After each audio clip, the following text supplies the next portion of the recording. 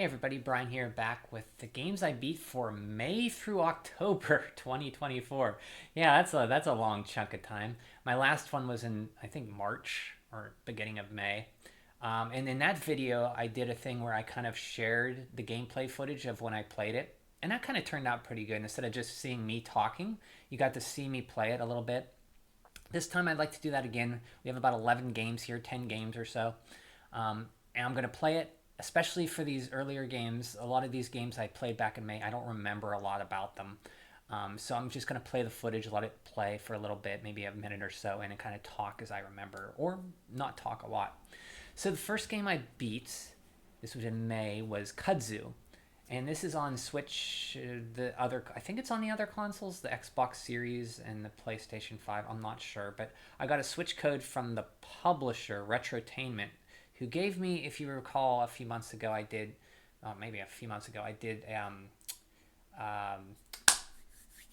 Full Quiet, which was a NES game made for like actual NES hardware. Like you could do it on NES, and I liked that game. There was a few things I didn't like.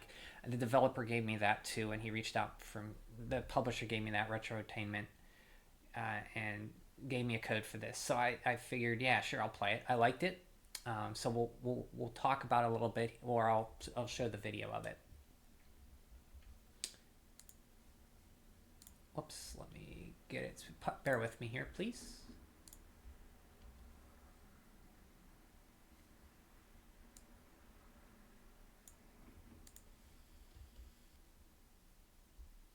And you should be seeing it. Yeah, here we go. So this is Kudzu. First thing that jumps out at you is it's green, kind of like the old Game Boy screens, only it's much more clear than the Game Boy. It's in a green tone. You start off, you're like a assistant to a guy, like a plant guy. Max is your name. Oh yeah, Master Zoan, that's the guy.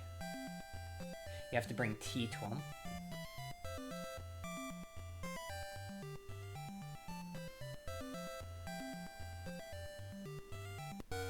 Almost like on Link Between Worlds, I played that last summer. You have to bring the sword to the captain.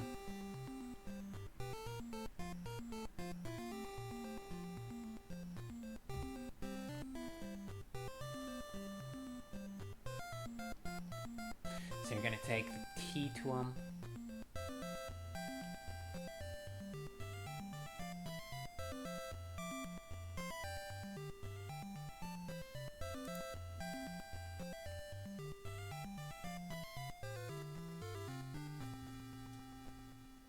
And you see you have a heart menu, like your hearts, you have your tool menus.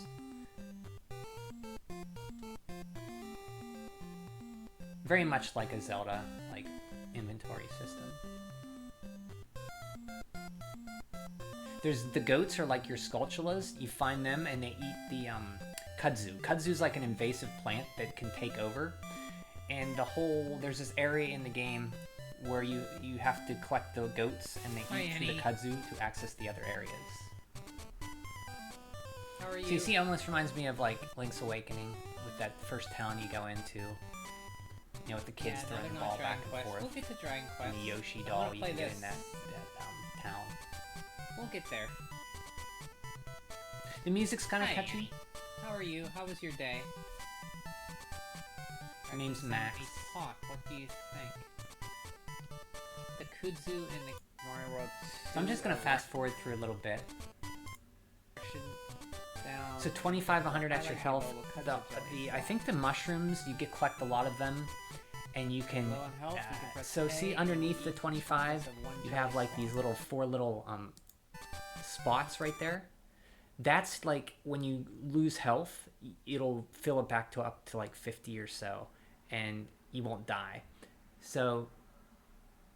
Or I think you can refill yourself. I don't think it's automatic, but you can collect up to 4 of those. Each slot holds 3 units. It's just extra health, basically, like extra heart containers. 725. Not heart containers, but you can have more, get more health out of 100 later. Intense for the stomach, so most people only have 1 slot with those little bubbles. I've heard you can earn more slots around. And the goats are like your Skulltulas. You collect them and they eat through the Kudzu. You communicated by So here's that balloon. area with the goats where you collect the goats and they eat through Kings the is Kudzu. getting And to get the hijacked. best ending, I think you have to How find are all the you? goats. And you can go through that Damn to the game. ending. Hope The best also ending. have your banking. There is a now saying was that there too is a young for a trick bank. to collecting a certain item Good at to the have end you where you guys, have to get it to Annie, get the best Sarge, ending. And Jeff, it wasn't hard to see, find. I happy did find Friday. it.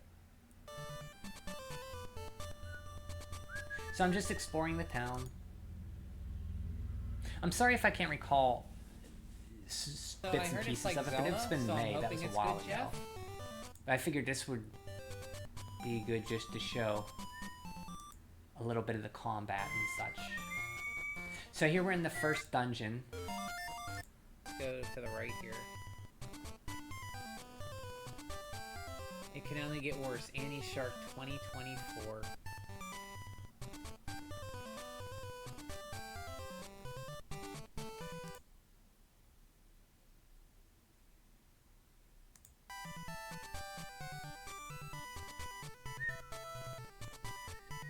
I will get to the first dungeon here eventually. I remember this song now, that hearing it.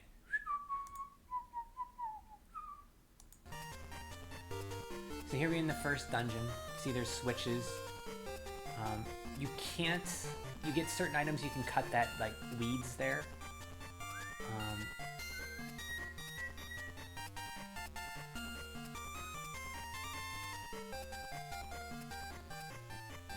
Switches open doors.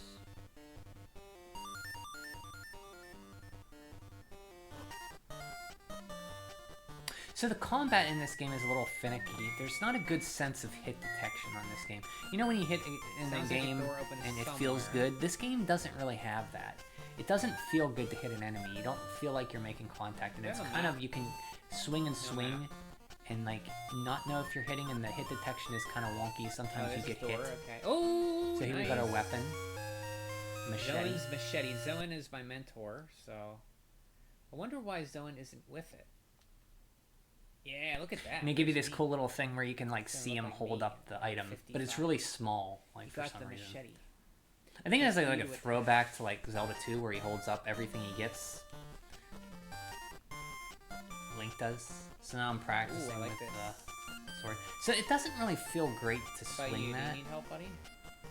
Maybe you can help me. The doors ahead are locked and won't open until the monsters are gone.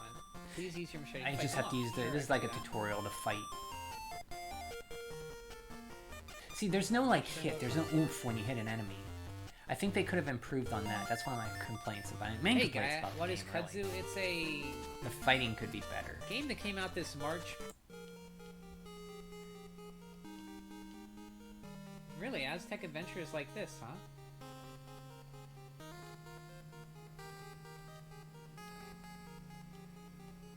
I didn't know that. So you can save in your Games house. like Zelda Epic of- Oh, I gotta play that then. I didn't know that. Or in this Nice. tent. In these areas in the I had no dungeons, idea there's what that these game was tents like. that you can save. They're like your save points. And you can heal and save within the dungeons.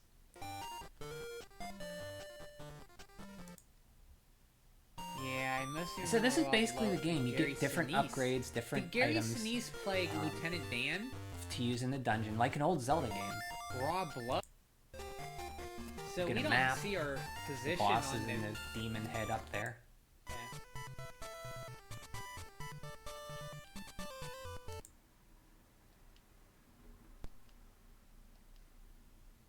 FYI, they sell something at the shop in town and mark stuff on your map. I'd check it out. Okay, let's do that now.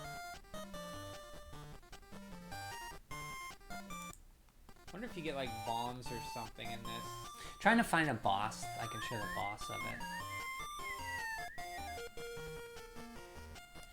So here I can It should say, list your- so see that underneath the 100 up here?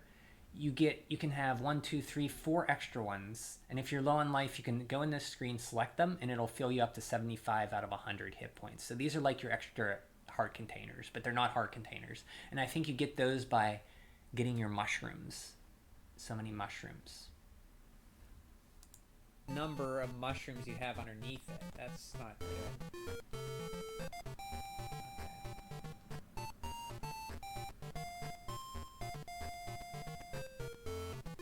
Kudzu jellies. It says. You also prefer black and white monochrome to this screen.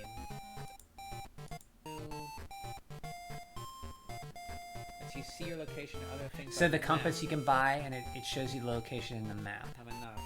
or on the world.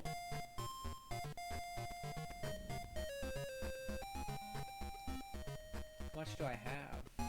I forget what these little things do. Okay, now that's a problem. They should list your number of mushrooms you have underneath it. That's... Some more fighting. Oh, I did not want to do that.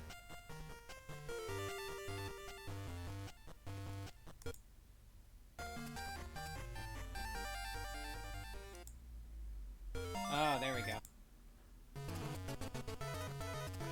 So here's the first boss. It's like a beetle.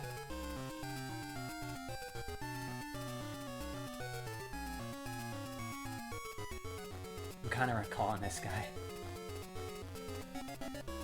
And he hits the wall, and these guys come down. You have to hit them, and they shoot out little You think spikes. this is just about some old gardener?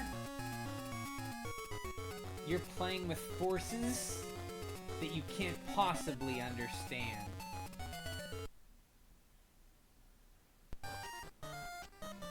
Get an item. 50 mushrooms. Nice, I'm loaded. So I think that was the first boss. But that's basically Kudzu. Tank It's puppet, pretty yeah. fun. I think the attacking could be better. Something else. The story, I forget. But if you want to play an old Zelda game where you know, it feels like you get items in dungeons to use in maybe it is dungeons, a tank and top. it's very like puzzly, but not too puzzly, not too long. There is a this better connect to ending yes? you have to get by unlocking. Oh, it doesn't. Like There was a hay barrel pendant or something, if I in the recall, but game, it's not hard to and figure I saw it, out. and it reminded me of It's pretty good. when I leaned up against the hay barrel. And we'll stop it there. I talked enough about Kudzu. Will come back to me. Hello. And yeah, so that's Kudzu. Pretty decent game overall. The next game we'll talk about here is going to be one that my friend BioPhoenix recommended when I was trying out NES games. And this is Cowboy Kid. And it plays like a it plays a lot like Ganbare Goemon or the Goemon games or Legend of Mystical Ninja games. He said that, and I agree. It's very much like that. It's a late NES game. I do remember at Nintendo Power talking about it, but not much. And we will play it here. Give me a second, please.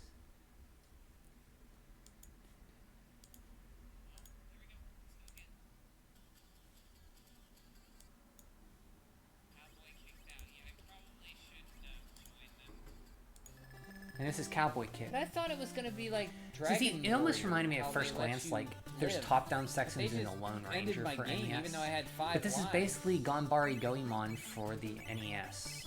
You go around, there's enemies in a town, a side-scrolling town, you fight, get coins to buy items, and they tell you where to go next, like what you gotta do into these other parts. I think they're platforming stages, which we'll get to, I believe. So you see my lives Yeah, I'll there, be you your have sheriff. hearts. I'm here, Coins. Huckleberry.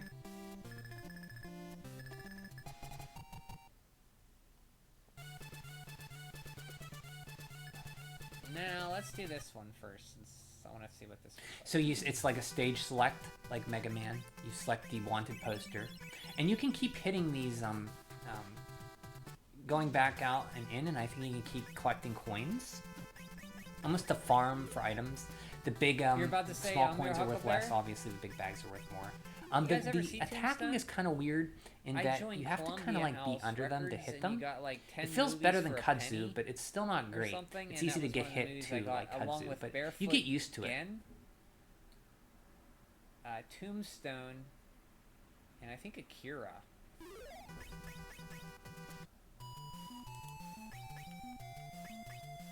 I don't know what that thing is. Yeah, it was Akira. So the game Barefoot plays Kid, out and where I you go in, you confused them. become a sheriff, you get your knife or forget the whatever, other one. and then you have to pick a stage. I forget the picked other the one ones stage were. here. You can go any order, and then you go into a town, you find out what to do, you go into these side-scrolling sections, and you beat the boss. So there's a key you have to get in each part. They're like little mini dungeons. It's a good loop. Pretty fun game. Never played it as a kid. I don't think a lot of kids my age played this game. Because by the time this was out, the Super Nintendo was out. If you had an NES and you were still getting NES games, definitely you probably played it. So you get different weapons you can switch to. Gun, knife. I picked up a gun there. I don't know why I'm not switching. The music's pretty good. I think this was published by Romstar. I forget who developed it, though. Like, the enemies are like little burglars with their little backsacks. Hacksacks? Backpacks? What am I saying? Hacksacks? Their name is Kill the Bogdanavnik. Bogdanovich. And it is two-player, too. I just see the game over screen there. Correct, sir. You have a time limit, though, which stinks, Great but I minds never think alike, don't they think it said. had any bearing don't have on to me call me rushing or Kings anything. or You see when I sir. got a key down there? Either This you just keeps call your me keys down there. Just call me Brian. It's fine. You can call me Kings. It's fine. So we'll Who skip are- ahead. The face when you hit the guys. You see here, I'm just hitting this treasure chest to get coins. I don't have Very a map. Goemon-like. It's like a Goemon-like.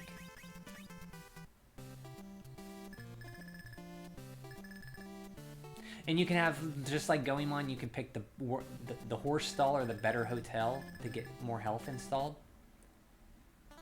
Yeah, the Luminary trial. Trial of the Luminary. There's Trial of the Stage, Luminary, and Warrior, right? Striking out again, I see. Me? I picked the medium one there. I think the better one's like a more fancier room. And, It takes practice. Oh, and you can gosh, get more man. hearts, I believe. Yeah, I finished everything. All the trials are done. Well, that's better than...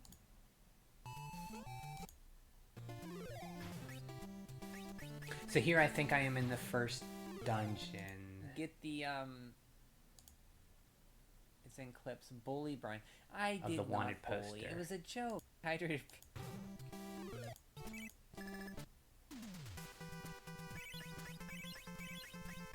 So here I'm just farming items. Constant drinking... No, this is the first dungeon, I think, maybe. Oh, yeah. It might not be dungeon. It Total might just be free rock parts of the collection world. After drinking... But there are side-scrolling sections too, as you see. Here's the map. So you have a map. I forgot about that.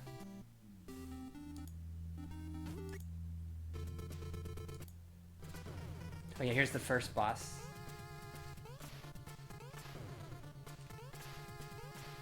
Yeah, kind of weird. I forget. You gotta hit this guy at a certain point.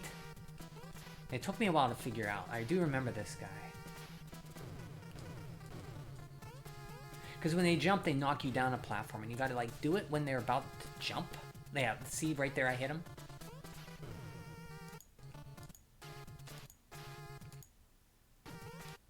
Took me a while, I think. I think I died, if I recall. And then you beat one, and the other one has to, like... He gets impatient when I play... rolls into a ball. Took me a while to figure out how to hit him. I'm trying to figure it out. Because he knocks you down when he hits the ground.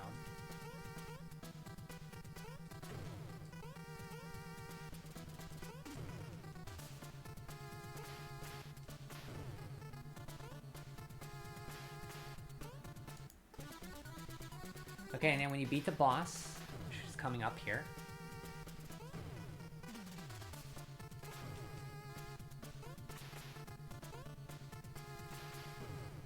Yeah, I got him. Nice. Kill people. So I only had 30 seconds left in that stage. Almost ran out of time. So then you rinse and repeat for 6 wanted posters.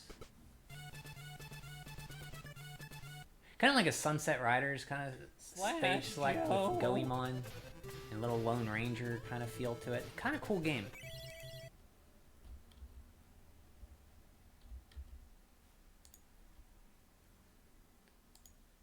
And we'll come back. So thanks, Bio, for recommending that game. I like that. He's never led me wrong on game recommendations. Oh boy, next we have a game I've played at least 4 times, like twice on the DS, twice now on the Super Nintendo, and that is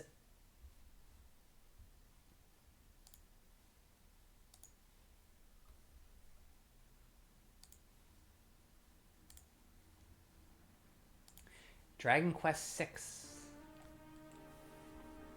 This is the DS version I played on emulator. This is near the end of the game. And I played this game a lot. This is the Dragon Quest game that gets a lot of bad things said about it. I think it's more misunderstood. The game, it's kind of a, not weird, but it starts off kind of strange. You're flipping between worlds. You flip between the dream world.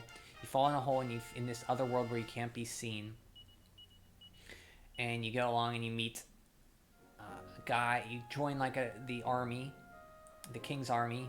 You find a horse, and you meet Carver, is the guy there on the right. And you meet another girl named Millie. She takes you to a fortune teller, and she sprinkles this dew on you that the people in the dream world can see you then. Because up until then, in the dream world, when you fall through the hole, the way it works is you fall through the hole in the real world, and you're in the dream world, and they can see you.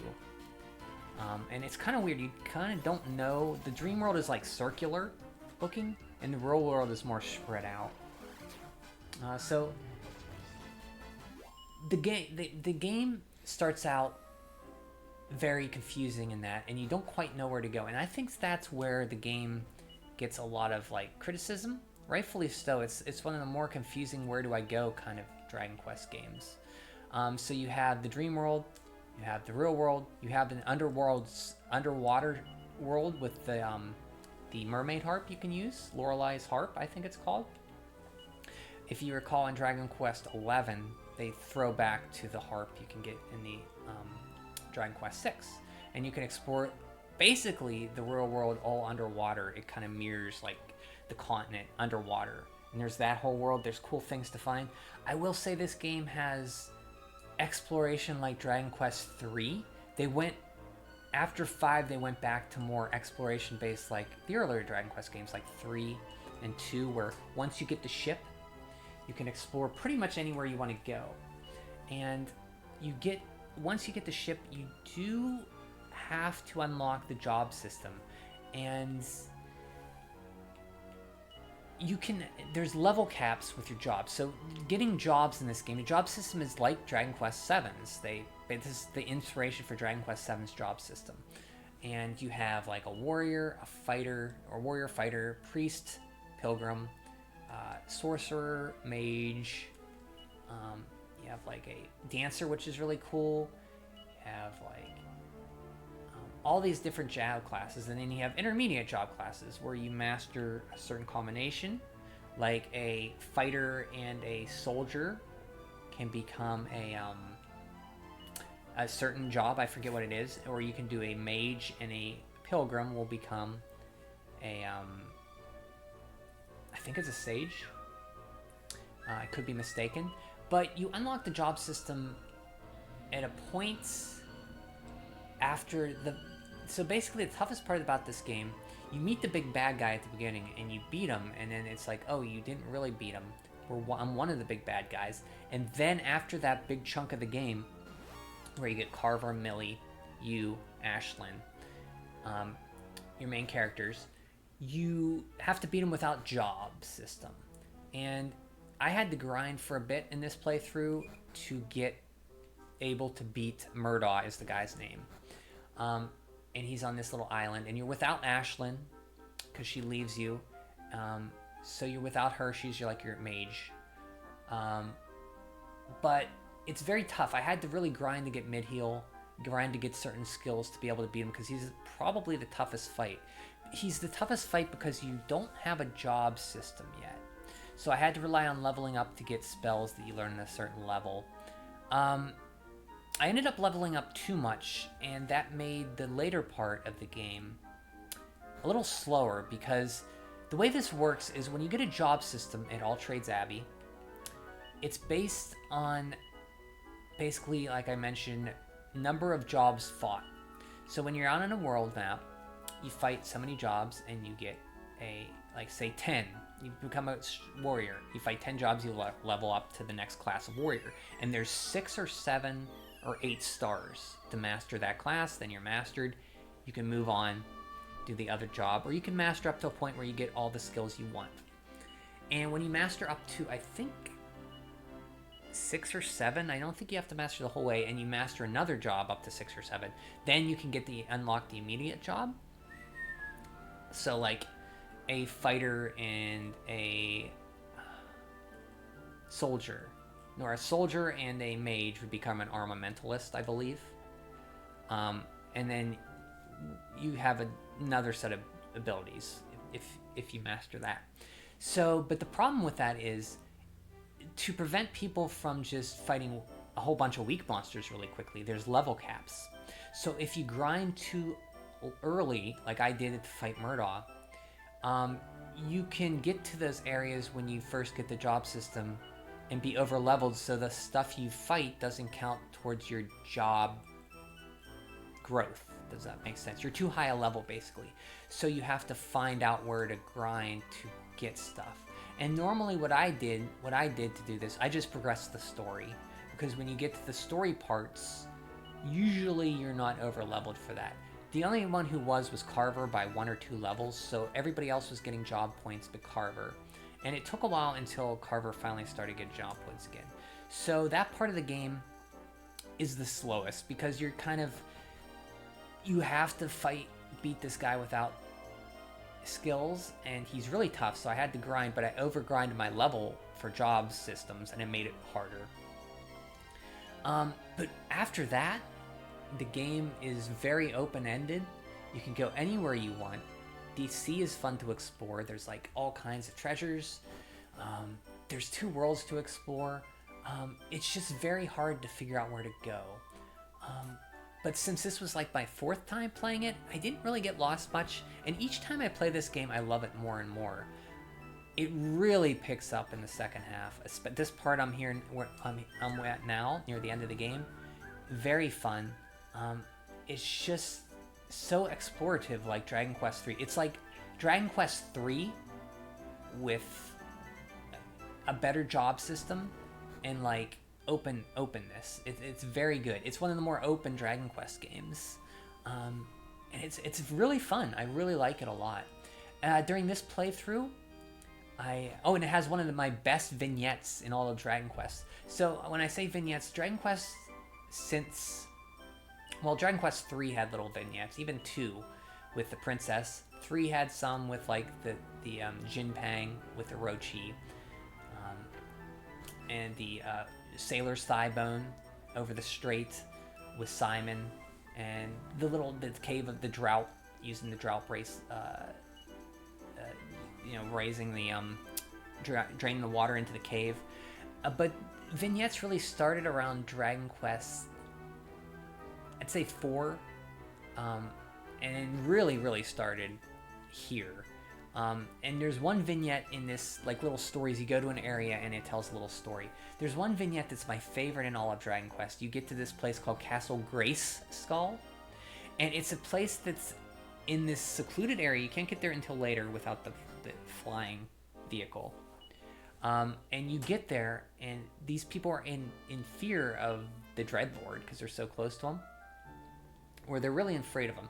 So their plan is to resurrect an even worse Dreadlord called Nocturnus, and use him as their bidding to beat the other Dreadlord. It's almost like that story with the spider. You get the spider, you have spider problems, so you get or a fly problem or something. You get spider to eat the flies, and now you have a spider problem. It's almost like that. So the whole thing is like, the whole town's like, I don't know if we should resurrect a Dreadlord for this. This seems like a bad idea, but everybody's like, it'll be fine. So they resurrect the Dreadlord with this, stew. You have to bring the offering to them.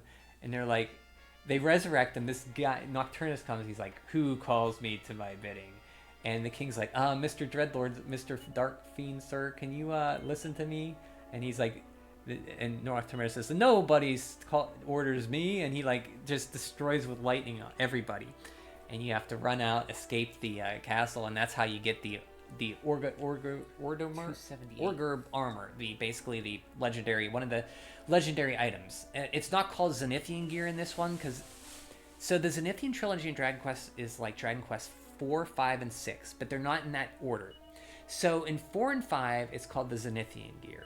This is before it's the Zenithian gear. It's like the Sabata helmet, the Orgo armor, the shield, something shield, and the sword. But it's not called the Zenithian sword, that and that. It's called the other armor. So that would lead me to believe this is before it goes 6, 4, 5 in that order. So your goal is to get all this special gear. Whoops. The sword, the shield, the armor, and the helmet. And you meet, so it's very, very cool. And to get this, there's this really cool, to get the shield, I think it's in, you have to talk and explore. And there's this dungeon you go in, it's really cool. Like, you can only go so far and then you hit a puzzle and it's a blank room. Well, as you talk to people in the world, you get clues like, what's this mean? Like some guy says, it sings or something. You meet this guy in a well. He says, when you go, or you meet, I forget who says it, but there's like, go around the dragon and touch the wall or something. And it clicks with you when you get into this cave that, oh, these are all clues people are telling me to get through this dungeon. And it's really cool to get this shield. And getting the armor is really cool too, with that summoning of that evil Nocturnus and wiping out the castle. And it's really cool. Stuff like that makes this game so cool. It was a waste of time. The thing I don't like about Dragon Quest. So here's Pegasus. So basically, Dragon Quest 6, when you start the game, you are split from your dream self is split from your real self by the evil Murdaugh, which I talked about fighting over leveled. And you have to find your real bodies and put yourself together. And you do the same with Pegasus. And Peggy Sue is the Pegasus. You have to go into a tower in the game. You merge Pegasus's dream self with the real self, and he becomes a flying, instead of the horse you caught early with Carver, the second guy there, the big guy, you merge him with the statue and he becomes the flying Pegasus. So once you merge yourself with the real bodies, then the game really, really takes off, and it makes more sense. But up until this point, it's very confusing on where to go. But it's really cool how they do that. Ashlyn is, she's almost, Ashlyn, the redheaded girl. She's your sorcerer. She learns Medante, which is a, basically Mighty Magic Burst. So Medante is like, she's a sorcerian, and she doesn't have, I think like her town was ripped, it's put under a curse by Gracchus. And when you beat these certain bosses in the game, they restore parts of the real world, or the dream world. I'm kind of confusing which one. See, even now it's kind of confusing. But there's so many Dread Fiends. Mortimer was one of them. And there's another guy, Jarmus, I think, is another one. And there's Gracchus. And not Drustin, that's Dragon Quest 11.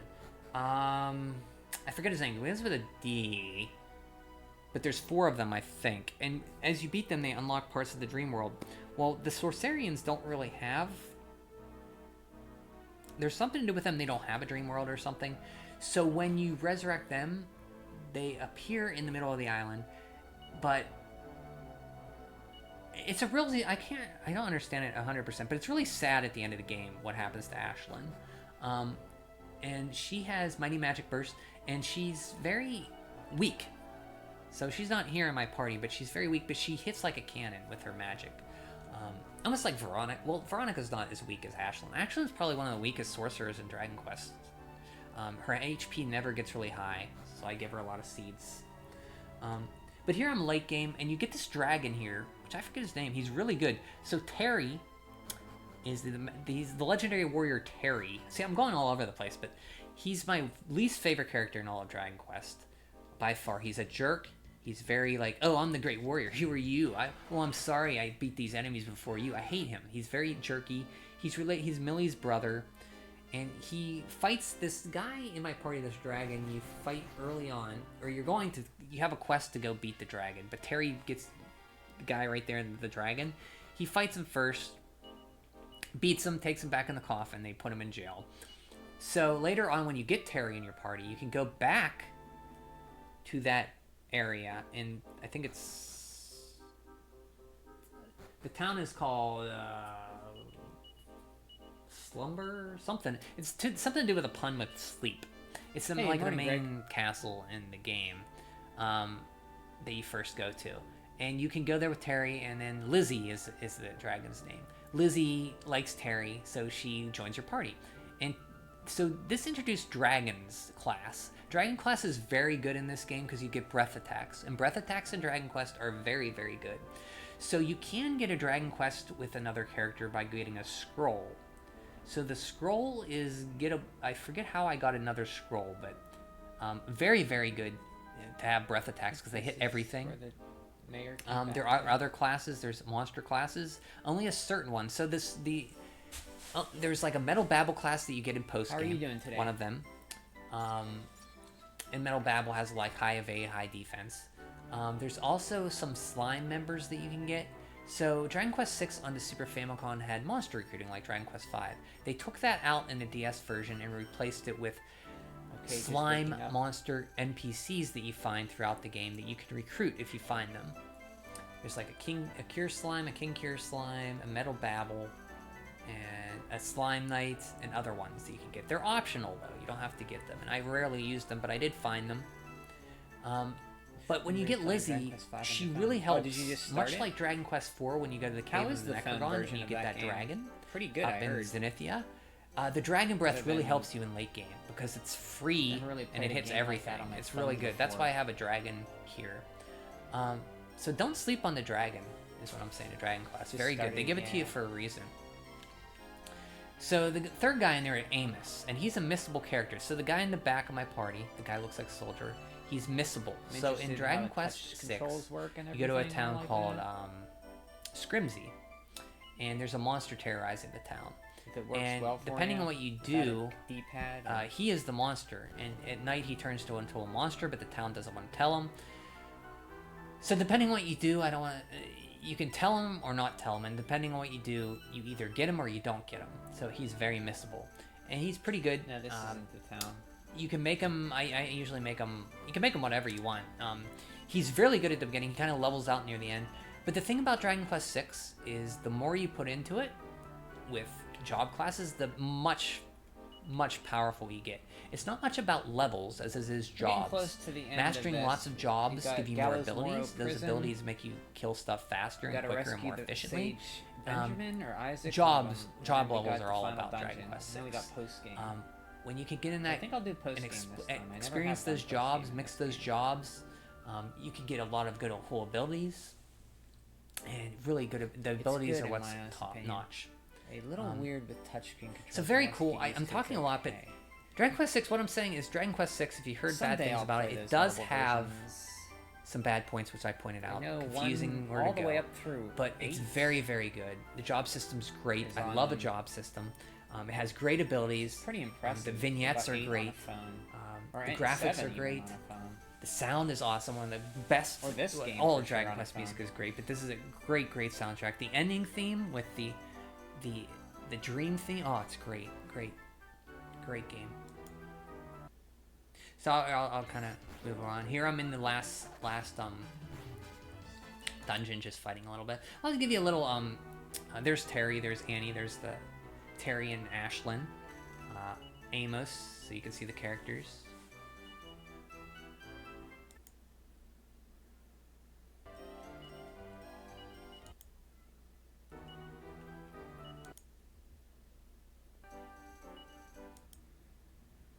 And there are these sages, and you go to another world later on in the game. It's like the Dark World, and there's these sages that are being tormented. Oh, the story with Benjamin and Isaac, the sages.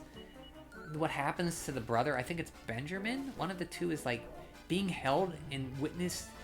He's being held by monsters and being forced to witness a dream of his brother being beheaded for years, decades, I think. And you have to free him right at the point where he's about to crack. And it's great. The ending of this game, the last parts of this game is great. All Dragon Quest games, when you get to the end part and you just have so many, like, especially later once you have so many skills, you're leveled up, and you just fly through these monsters, go through these, the music kicks in, and you go in the last part, you feel a weight of, like, the world, like, fighting these bad guys. And the end game in this game especially is super.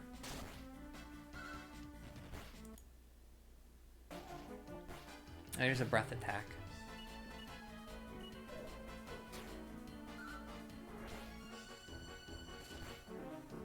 Oh yeah, items. You have swords. There's a Thunderbolt Blade. Swords that give, or items that do extra damage. Like if you have a sword that has a fire elemental, like the Thunderbolt Blade. When you attack, it'll do a fire explosion, like a bang, not bang, but a frizz or sizz effect, a fire spell attack. And there's quite a few items like that in this game. I love items that have secondary features. The Fire Claw in this game is very good. You get early. You can have people use it as a free frizz spell. So the one thing I don't like about this game is there's a style attribute, and the style is like basically only used for the fashion show. And there is a fashion show in this game that you have to participate in up to the second and win the second level of it to get the magic carpet. And the magic carpet you have to progress the story. So there's lots of modes of transportation in this game. There's the horse, and wagon like Dragon Quest 4 and 5. There's the floating island. You have a floating island that you can fly in like a ship. There's a magic carpet. There's a flying Pegasus. There's like 4 different modes of transportation.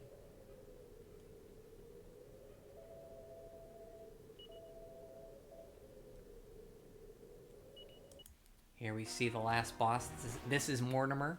One of the toughest Dragon Quest fights. Dragon Quest 2's is tough. I think this one's up there too. And it all, I say tough, but it all depends on your level and how much you grinded with skills. So even the toughest bosses in RPGs can be made harder if you grind. So you see, I'm level 43. I have lots of skills and jobs. This guy's not really much a problem.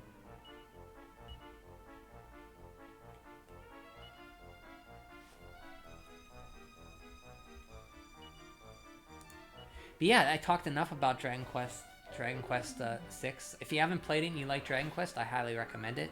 The DS game is pretty pricey now for what it goes for, but you can emulate it like this. Or there's also, I think, the mobile version, which is good if you don't mind playing on phones. And hopefully they remake these games in HD 2D. I'm recording this when Dragon Quest 3 is about to come out. Dragon Quest 3 HD 2D remake is coming out. It's coming out in about less than 2 weeks. Oh man, really excited for that. Took 2 days off, Thursday, Friday, to play it. Really excited for that, man. But I can talk enough. I talked enough about Dragon Quest 6. Let's move on to the next game. Oh, slouching.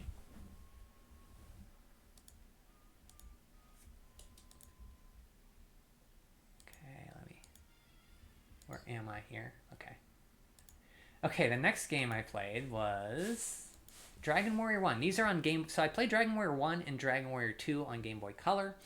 I'm gonna not go... Because I played I talked about Dragon Warrior... I played Dragon Warrior 1 and 2 before on NES on this stream, but I did not play... on this channel, I talked about it, but I didn't talk about the Game Boy Color versions, which...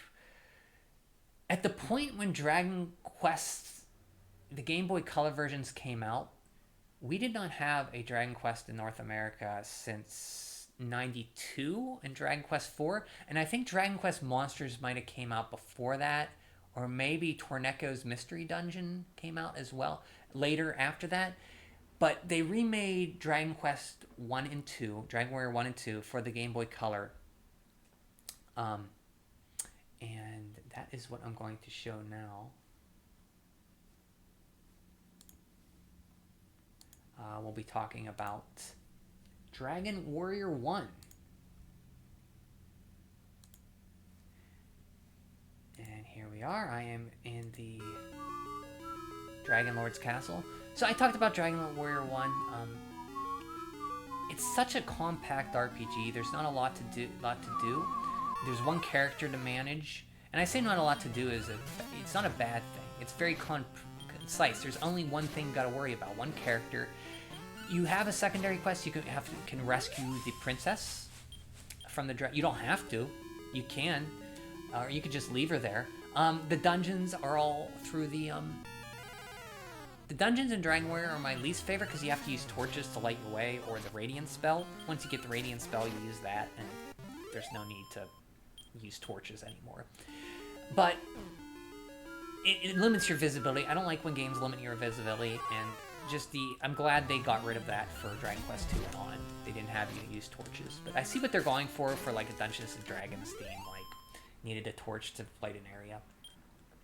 But the music in it's very good. The turn-based combat's still great. It's the beginning of Dragon Quest, and here you see the Game Boy Color version. You have better graphics. You have the warrior. You can see more detail in him with the sword.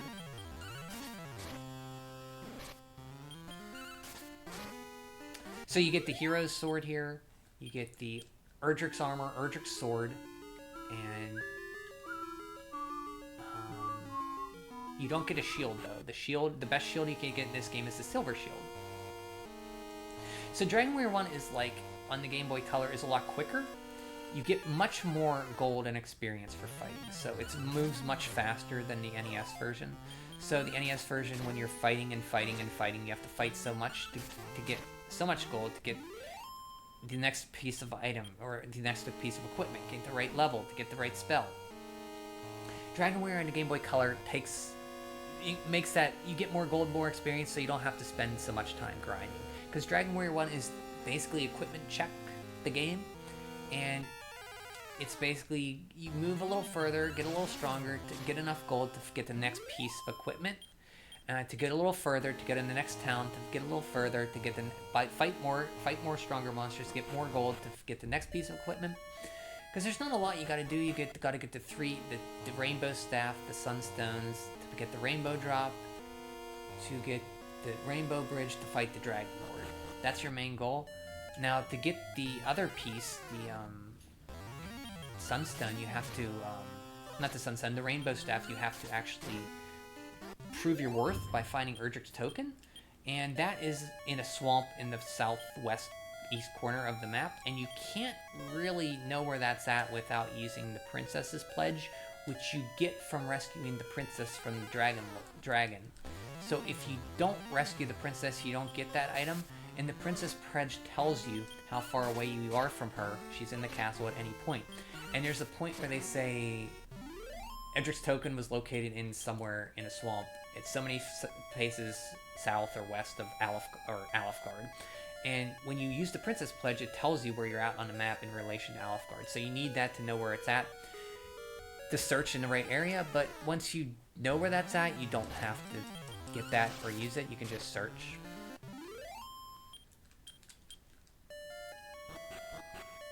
When I played the NES version of this game growing up, I never played an RPG before.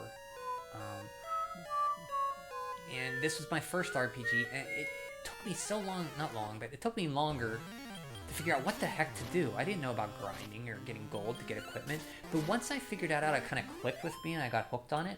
Dragon Quest, the early one, is basically, it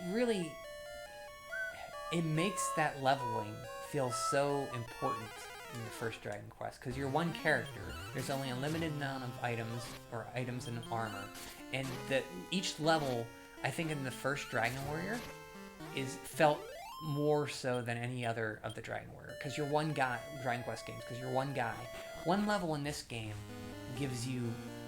is the difference between one-shotting an enemy and not one-shotting him, and then him getting another hit. Since you're the only character, you're the only one healing yourself, and you have to decide, am I going to take a turn to heal or attack and risk it? Certain enemies, you gotta know, like this guy uses a stop spell on you. You gotta know, now do I want to stop spell him? Like the knight, you want to use stop spell on him because he can put you to sleep. Sleep is a lot deadly in this game. Because you're one guy, you have nobody to heal you, gotta wait for yourself to wake up.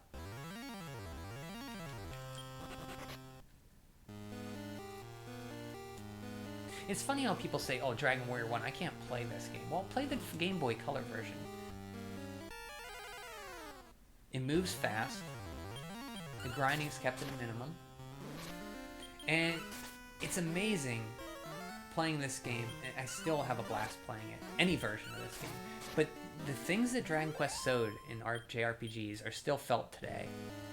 Like, all JRPGs owe a lot to Dragon Quest, which actually owes a lot, which got its inspiration from wizardry in those games, Ultima. But it was condensed in a more player-friendly console version. And it just makes me sad. Would you rather eat a poop hamburger or a poop hot dog? Neither. I never played a Dragon Quest game. Okay, Tarva, here we go. We're gonna fight the Dragon Lord at a low level. We'll see if we can do it. This is where a lot of the RPGs Good of you to come, Aleph. Console RPG. I am the King of Kings, Just give it a try. Draco Lord.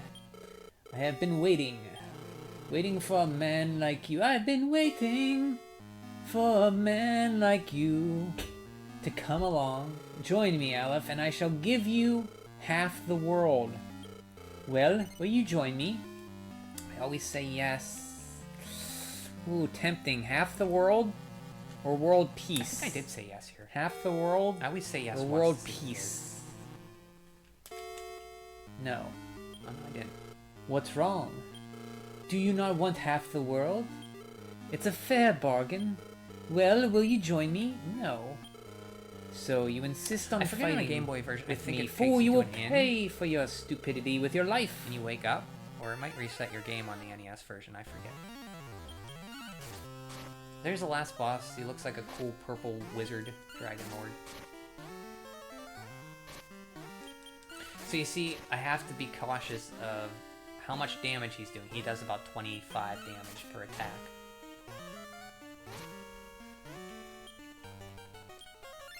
The game really, you really can't do this dungeon until you're level 19, at least. And you have to learn Heal More. Heal More is very important. You get that at like level 17.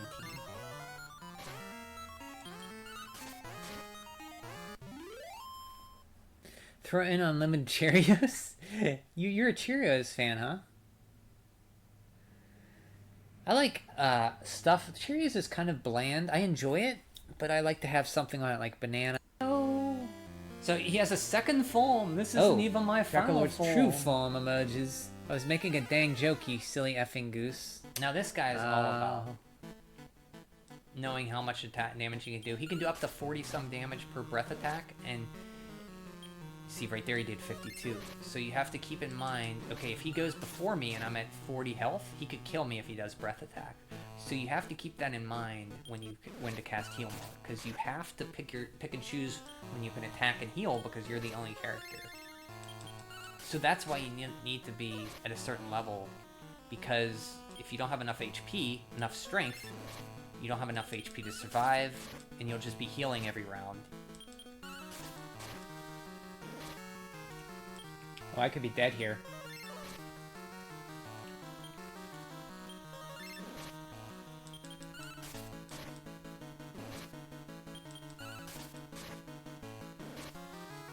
So you did 51 there. You always have to keep that in the back of your mind. So there's a lot of strategy to this game, turn-based combat. Love turn-based combat. And sure, you can overgrind to make it easy.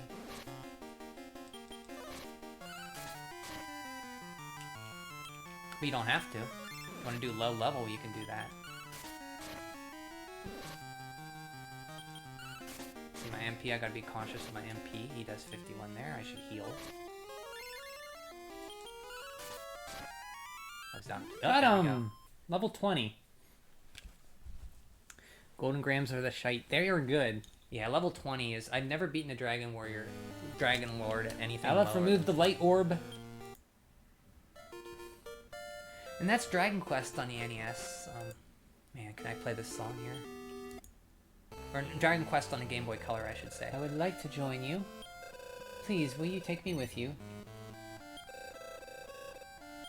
This is the princess.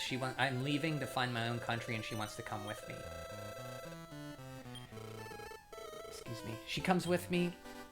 We go to the land of Torland. This is one part of the world of Torland.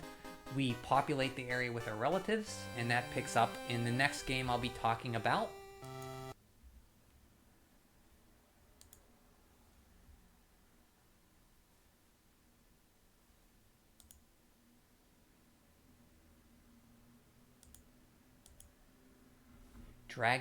Sorry, I had to make sure that was it. Dragon Warrior 2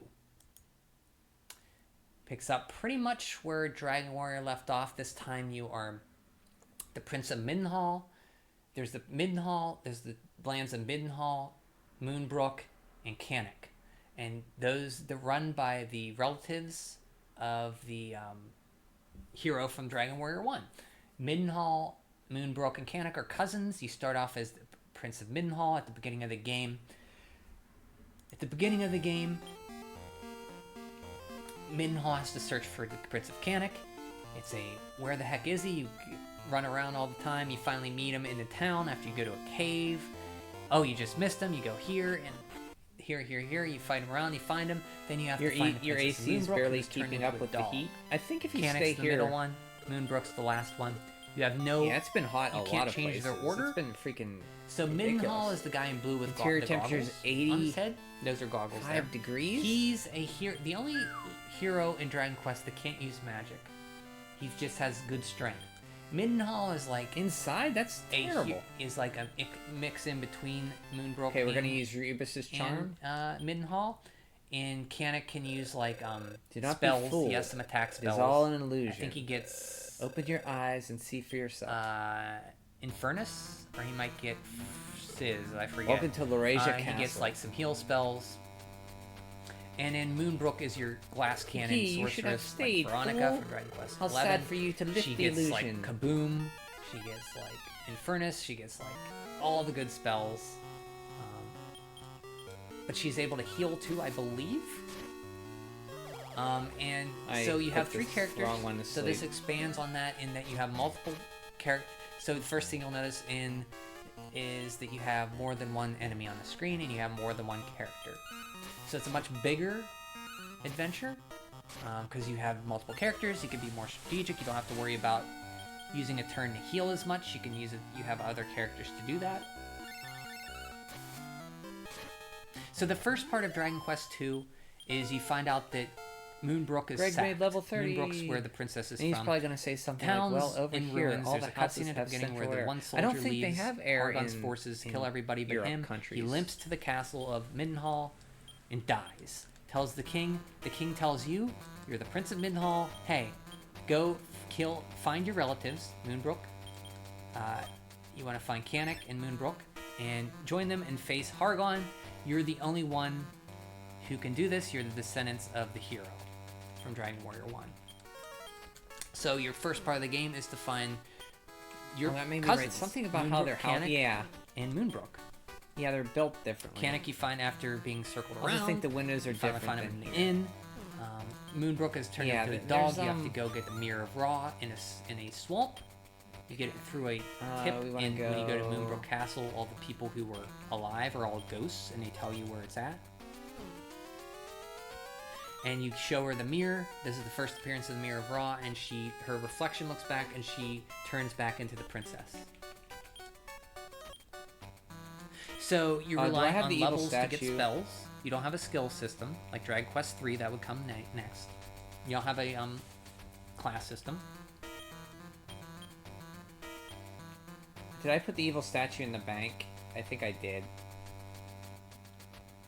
And so the one thing about this game is your character you get last never catches up in level.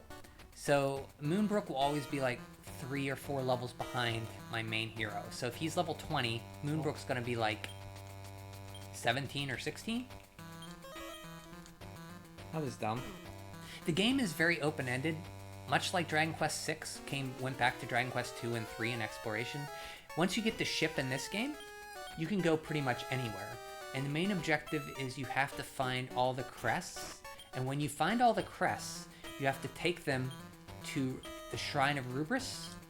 And Rubris is a recurring goddess of Dragon Quest who helped You the can't hero. open half your windows. No central And air he's seat here, basically and the the windows goddess. are still in my She's room. basically the goddess, and she will give you the Eye of Malroth, or I don't know if it's the Eye. You or have the to have charm. AC where I'm at, or And you only just with die.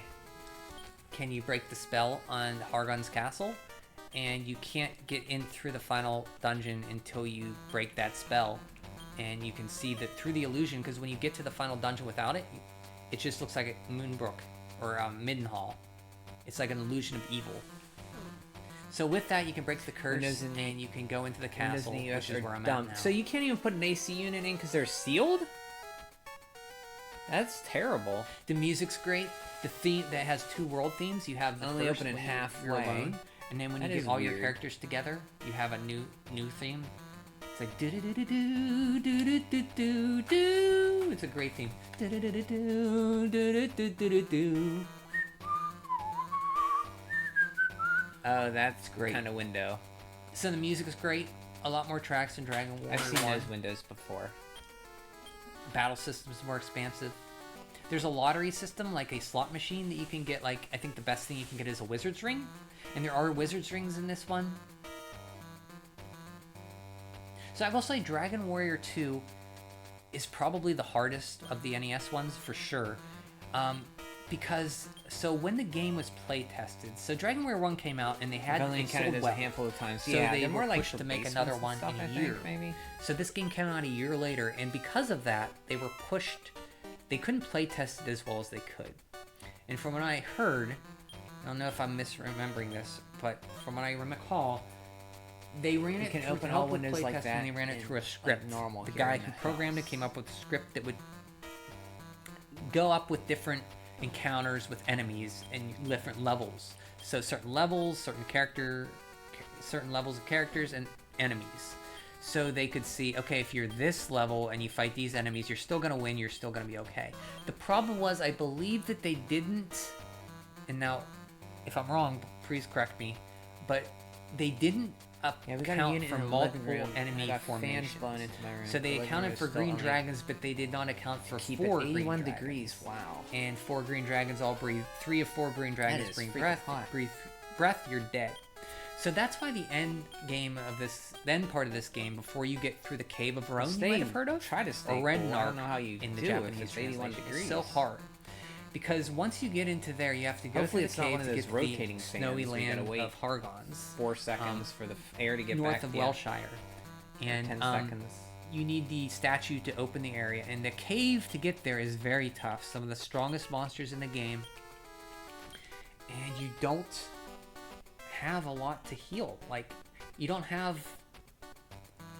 You can run into. I should say, you can take a world leaf tree. So you turn the the only rotate way, the off. thing I Smart do choice. whenever I get into Roan is I always buy 3 heal shields. We have because 19. even though What do you only have, one 19? character can equip it, it's a free 19 heal. They windows? can all use it as an item. And the item, the heal shield or shields of strength in the NES version, lets you do a free We gotta go back. mid heal on yourself, And get the which evil is statue. huge when you go I through forgot these you need cave, it that here. glass cave, because it's a free mid heal. You My can have somebody mistake. attack and heal. So the caveat is they can't use the heal shield on somebody else. They have to use it on themselves. That's why I use it by 3 of them. So here, this is the Shrine of Roan. You have those ones as your Once you get to windows? Roan, you can warp back with that warp at any time. So once you get to Roan, you're probably going to be under leveled. And the cave to Roan, getting there is really tough. They expect you to be lost and gain levels. So there's all kinds of false trap doors that will fall you below, and you gotta come back. And in the NES version, when you hit a false tile, a pitfall, it would not, if you went back to that room where it was, it would not remain uncovered. So you go back there and it's not uncovered, you could hit the same one again.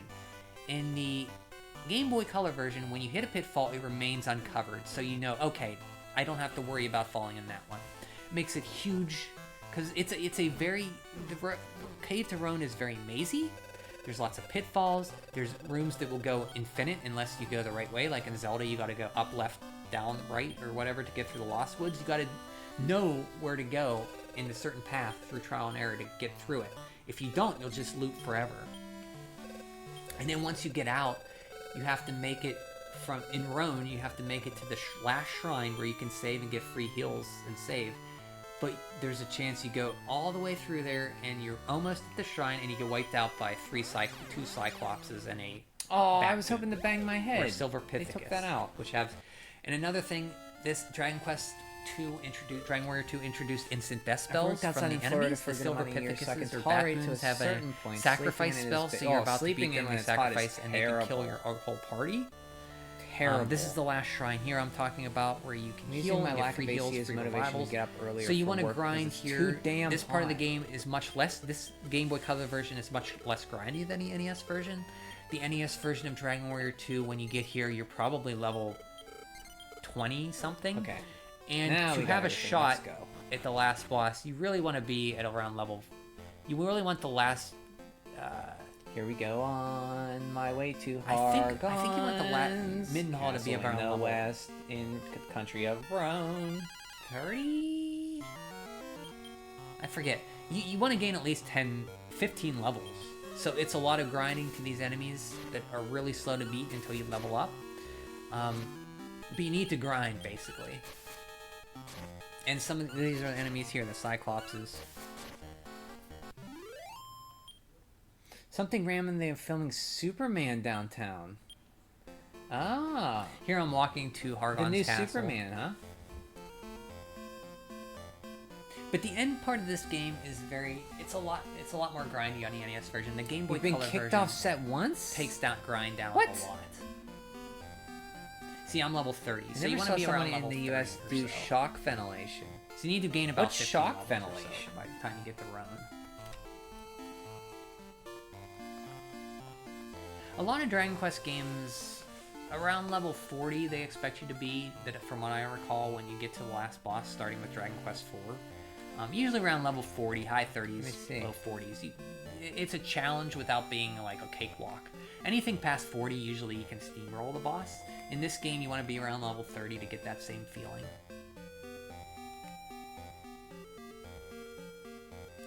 Six's boss.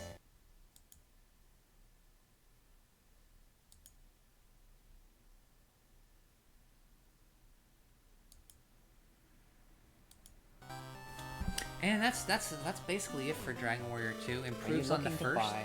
Improves from the NES version with more gold, like the first that could beat Game Boy Color remake. More experience, less grinding needed for the Cave to Roan. They made the Cave to Roan less difficult with leaving the pits stand out, so you don't fall into the same pit. It is possible. Are you the brave heroes who beat Hargon? That's inspiring. There were some bugs in the NES version, which I don't think masters. remain here. Like you could, in the NES version, there was a clown you fought in the prison. You could beat him and got a Staff of Judgment, and then you could sell that, reset the game. I think if you could and beat him again and sell it for like 2,200 gold or something, 12,000 gold or something like that.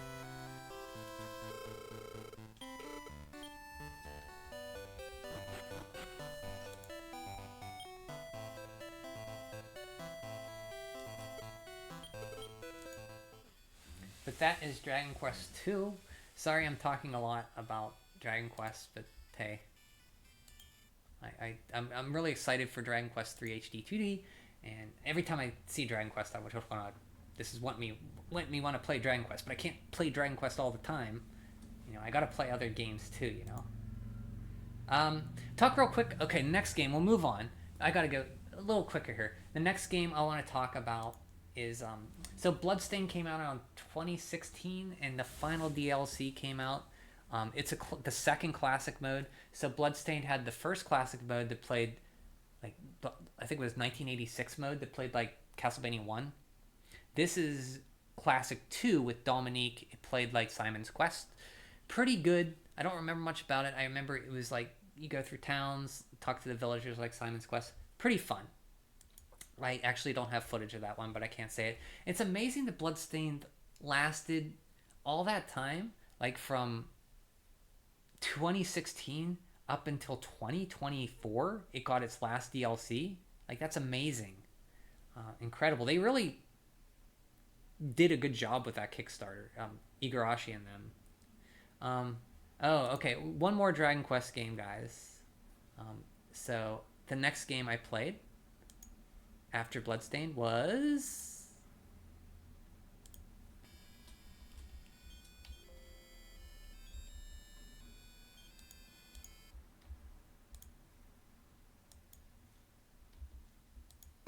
Dragon Warrior 3.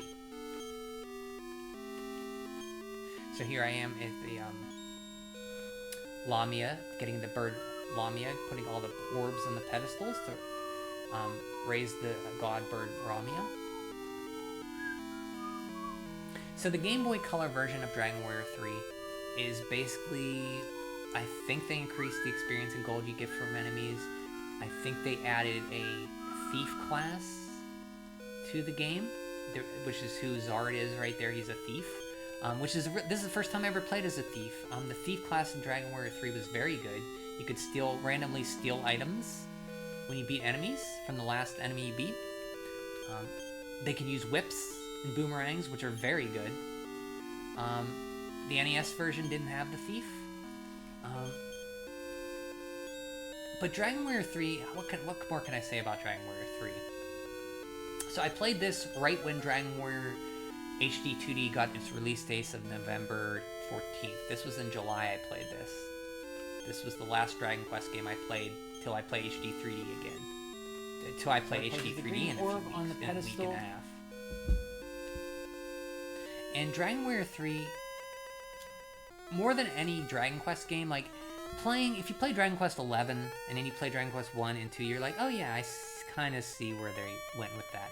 When you play Dragon Quest 3, you really see why this game is so important. We have waited. And why this game is so loved. So long for this. It's when Dragon Quest really started to form and become what. Let us pray. The time has come it's very for you to rise. Like all the Dragon Quest 1 and 2, yeah, you could see it becoming what it is, but Dragon Quest 3 really took that and really you feel it. Finally, it was what they were going for. This is Lamia or Ramia, the god bird. Your whole point of this game is to get the 6 orbs. They're found throughout the game, much like the crests in Dragon Quest 2 you got to get the give to Rubus. You have to get the 6 orbs throughout the world in any order to get your flying bird, Ramia. Dragon Quest 3, you had multiple characters in Dragon Quest 2. In this one, you have no main character except for the hero's son. The hero's son is legendary bird you. Lamia has You're the been son of born Ortega. Again. That's Lamia is the god's there in the disciple. back with the sword. Only the pure of soul may ride it. And you're woken up on your 16th Lamia is birthday, and your waiting mom for says, you. "Hey, honey, let's go meet the See king." it. So you go to the king, and he says, "Hey, look, Ortega went out. He went to fight Baramas. He didn't come back. You're the only chance. Only when working with the balls. Go to the cavern, get some characters, go out, beat them for Stop us. it. Well, we don't want to do it. So because you're the son of Ortega, it falls to you. You go into the Ridger's Tavern, and you can you create characters like Dragon Dungeons and Dragons. You have a soldier, which hits very hard, has a lot of HP. Very slow though, no spells. You have a priest or a pilgrim in the NES version, which is basically your paladin, which basically has heal spells, can use some weapons, no, the way you but play it was mostly very buffs crude, and sir. heals. Your wizard, which is a glass cannon, very weak, gets good spells, your best attack spells, until you get to a sage, which we'll talk about later. Your thief, which is first introduced here in this remake for Game Boy Color, randomly steals items from battle at the end, can use whips and boomerangs, very high speed. Fighter, which is probably my favorite class. I do like thief though. I don't know if I think I'm gonna play as a thief in the HD 2D remake because I really liked it. Actually, The let's fighter stop and is see very Nora. strong, He fights might have without something to weapons, say. can fight with claws, high critical hit rate. So once he gets past a certain level, it's like a third of his attacks will start to crit. The higher you get, the more that percentage goes up. It feels like a third. And the crit so in Dragon Quest, a crit ignores defense. Just leave my giant bird parked It does out full there. damage, I'm sure it's what fine. the item would do. I'm not double And parked or anything. the crit rate of the fighter is I don't great. not the King of Portugal. A human so pure of heart is rare. So, very good attack. I like the fighter better than the soldier.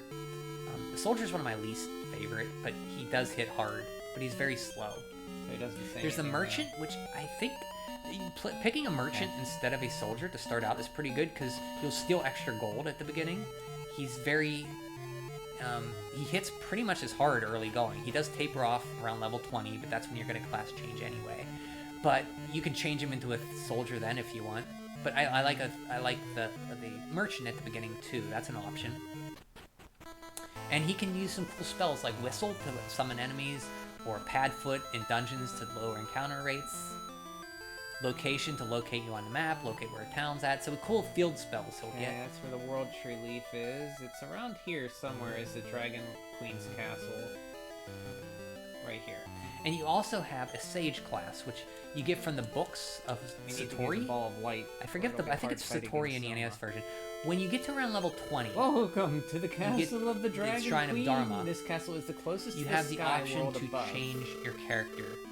So if he's a soldier, you want to make him a fighter, you can do that, but you have to be level 20. The KV being all your stats are halved, and you go back to level 1. Now, that sounds bad, but really it's not, because by the time you're around We fear the worst. late game of Dragon Quest 3, you can Queen fight has in the little Cave of time Necrobon, left. which is the penultimate cave, one of And the if they last say caves, and anything you'll about raise you for levels parking, up just to give level them the bird. 17 or so pretty quickly. Nice, that was It won't good. take long at all. And you can build characters good. however you want by You're back, sorry. getting You're them up back. to 20, and say Hello. you want a fighter that's a I am soldier the that's a queen little of the fighter, you can then dragons. switch the soldier to I a am a fighter, messenger of the gods. and then back Because to a that's the soldier, and courage you'll have to a little battle more the Demon agility. King. Or I you will can take entrust maybe you a soldier with the and light switch him orb. to a fighter, then you'll have a I fighter will that's a pray little that the light stronger. orb will help Or you bring can take about maybe a peace pilgrim and make quickly. him a mage, and you'll get attack spells. Zard obtained Or the light orb. you can take like a merchant you to were a never soldier, gone. or maybe That you was want just a a fighter to be compliment on a good- soldier, good, then you got a pun. fast fighter, I like that. faster fighter, For the sake and of the you body keep doing that of my up to level unborn 20, and baby. you can half your stats, and it's still pretty high. But I've never actually taken advantage of that too much, other than class Zard changing softly them laid a like hand once on or the egg. twice. There was So the sound usually of I get to gentle this point, breathing. and I'll get the Book of Satori, which you can change one character into a sage. The sage is a very good class in Dragon Quest 3 because you can use some pretty good weapons like the Orochi sword and some zombie slashers and stuff to attack, and you can also use all the heal spells, pilgrim spells, and all the wizard spells. So he's stronger than a wizard, and also stronger can you attack like a pilgrim. So there's only one. I think there's two books in the protect the remake. egg One at all book in the NES, costs. and you can get a drop of a book, but it's like a very rare drop in the NES version.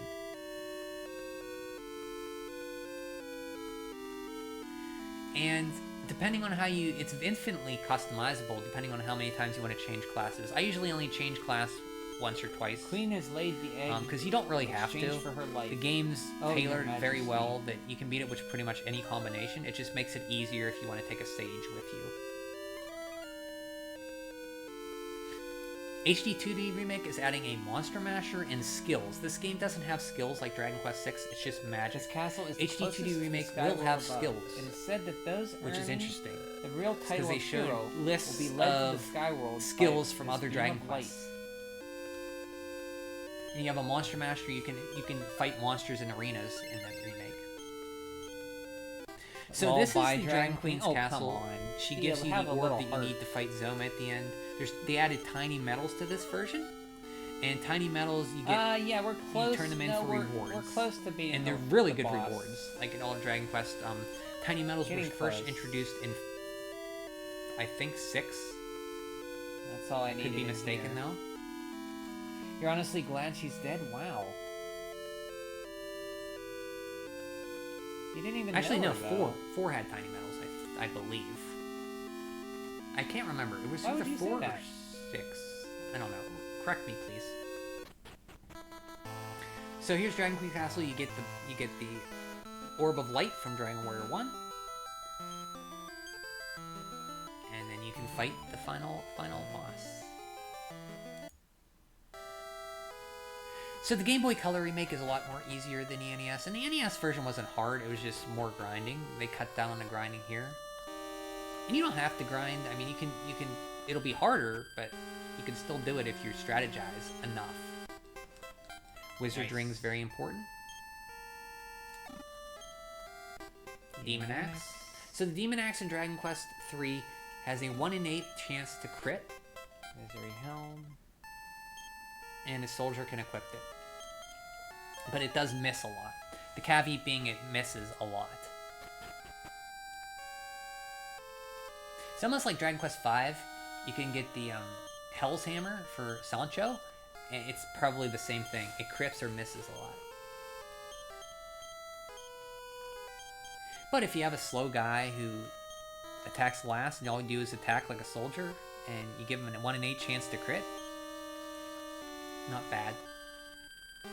They did add whips and boomerangs to the remake in Dragon Quest II.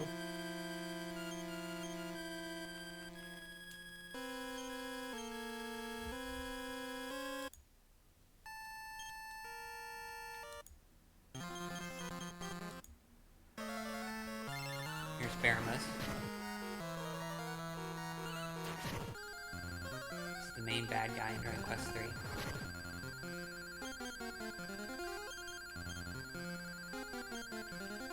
Dragon Quest III introduces, it's called Insulatable, and breath attacks. Enemies have breath attacks. And in Dragon Quest, you know, if you play Dragon Quest, breath attacks are horrible. They hit everybody and they hit pretty high damage. So Insulatable basically insulates against breath attacks. Oh, now Annie's panicked. So you want to have That's Insulatable bad. for late game Dragon Quest.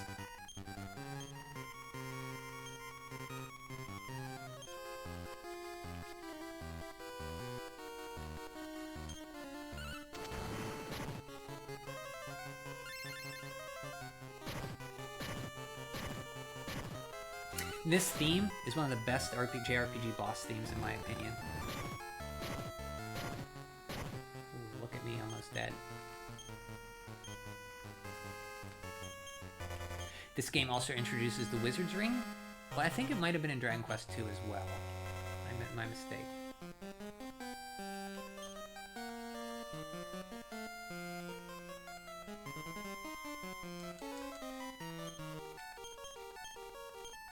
Where Dragon Quest II introduced the ship, Dragon Quest III introduces the flying. You have a ship, and you also have a flying bird, a means of flying.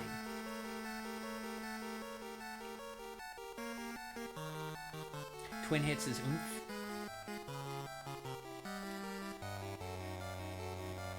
So this was in the point where they didn't...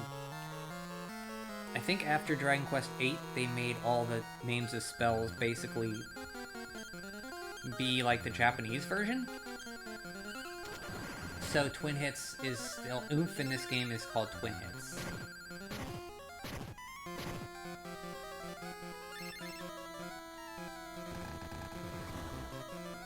Uh-oh.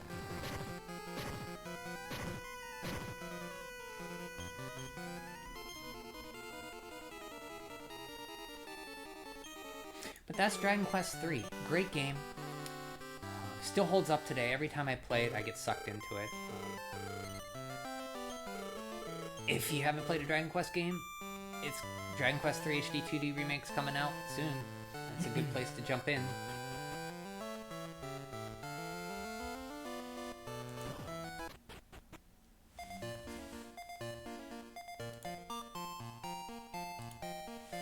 The next game I'm going to talk about, I didn't capture footage for it this time, but I will play the footage I played of it in 3 years ago? Oh man. Before that I beat this game 3 years ago. And I'm not as familiar, like I had this game growing up, but I didn't play it a ton. I played through it once or twice, but... And that game is...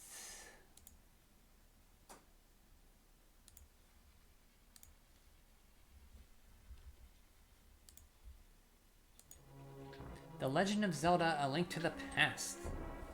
One of the most iconic games from the Super Nintendo era. I mean, I would like to get a little bit more. Came out 1991. Yeah, I think you're right, though. Pretty I've been early doing in like the 10 SNES's push-ups a day, lifespan. trying to improve a little bit. I think I told the story where I wanted this game so bad. I mainly like to get my cardio back into shape. I cashed a savings bond of this game, or a treasury bond or something for $50 to get it. I had to bug my parents to do it.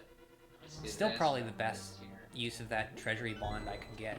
It'd probably only be worth a few hundred now. So growing up with this game, I had it, my friend had it, it was huge, I played through it, but as I wasn't, I got other Super Nintendo games, so I never really re-experienced this game. So this is only like, on this playthrough here, this is probably only the third time I played through it. I've only played through this game like 4 times. It goes back to the top-down style of The Legend of Zelda, but more forgiving, where that game was, it didn't tell you where to bomb a wall. This gives you the hint with the cracks. You can either like that or not. Some people like to figure out where to bomb. This one will tell you, hey, there's a crack here, you can bomb here. Expands, gives you bottles to catch fairies or use healing potions. Get the hook shot in this game, which is iconic. Like, bring back the hook shot, Zelda. Come on. Why do these Zelda games not have hook shots anymore? Well, we got a ways to go, huh? Dungeons are very fun. There's a verticality to these dungeons. Left. Right. I talked about... Oh, yeah. I talked about this game with my friend Captain Keaton. I was on his channel. If you want to hear more about it, I'll probably link to that. He had me on... I was on his channel 2 times? And we talked about... I think we talked about A Link to the Past. And when I was talking to him, I was talking... Dragon Quest 3 I don't know A Link to the Past as much as everybody else, so I appreciated it much more after playing it this last time. Way to Alabali again.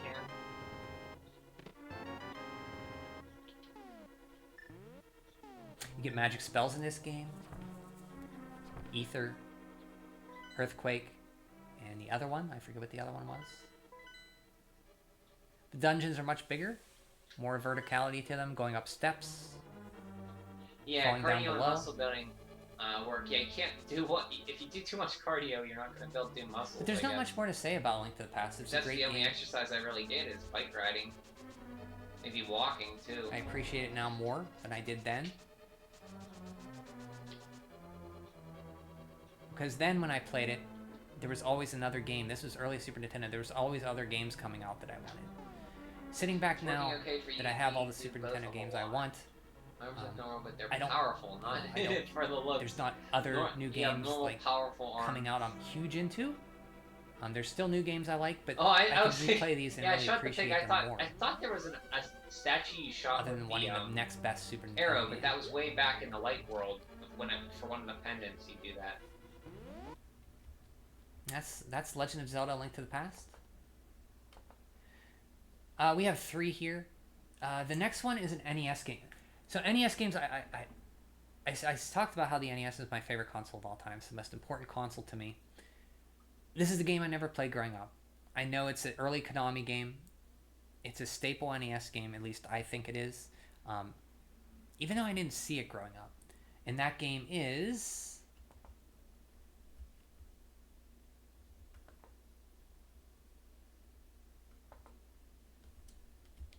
Hold on. Give me a second. Give me 1 second, please. There we go. There we go. That game is... Rush and Attack. Now, that's obviously a pun on Russian Attack. This was 88. Early... I think 88 it said. Early Konami game. Based on the arcade game Green Beret. Very simple game. Run to left to right. You have an attack. Climb stairs. Jump. Now, you gotta be careful jumping. Because because you will grab a stair if you accidentally hit up. Kill the yellow enemies, they give you a bazooka. Avoid mines.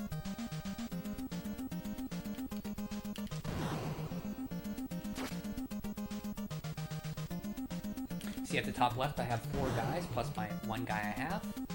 Point system resets after. There's no continues, so you have 4 guys to beat the game. Very hard game. Took me a few weeks to beat this game. So there's certain NES games I'm still finding out about, and this one I do like quite a bit. Very hard, but very fun. It has some problems. Music's not one of them. Music's great. The main problem is jumping and hitting the ladders when you jump. That can lead you to grab a ladder, like stick on it like glue, and you'll get killed. But what's so fun about this game is learning the enemy types. Like red ones will jump at you, yellow ones give you the items, and you're able to duck and attack very quickly. So you can come out of a duck and attack really quick. So it allows you to duck, jump up, duck and get it to a jump real quick, and then attack at the same time. Very quick in coming out of your duck for an attack. 2 buttons on the NES, B attacks, A jumps, or no, B attacks,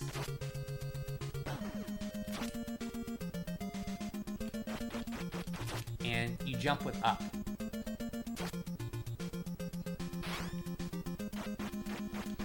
Your A button is your special weapon. I have a bazooka here. Now, being Konami, I wish they would have went the Castlevania route and went up and B for attack instead of and put jump to A. That's another complaint about mine is jumping with up. I never liked it.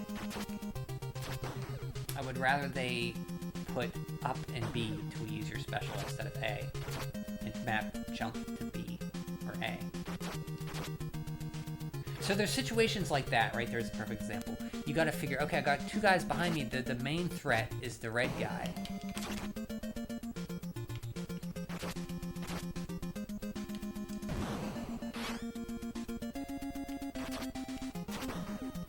You know, the yellow guys shoot at you. The music's great in this game. Something about these NES games is very addicting. They're hard, sure, but once you get into it, you're really into it, and this is all I wanted to play. They're short, too. There's only 6 levels in this game.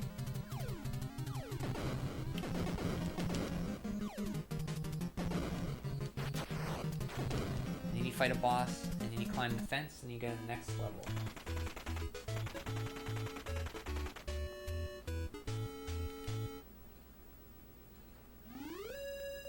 Like I said, based on the arcade game Green Beret. I never played that. So yeah, still finding NES games I never played. It's awesome.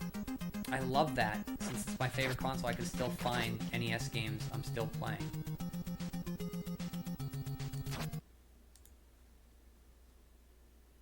And that is Russian Attack. 2 more, guys. 2 more games. That's it. NES. Talking about NES, we have another NES game. This is one that I never heard of. I think I saw it in Nintendo Power, but I never played it.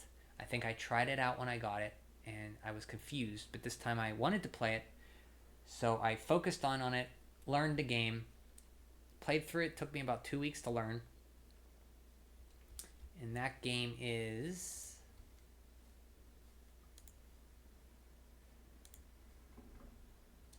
You'll see it in a second.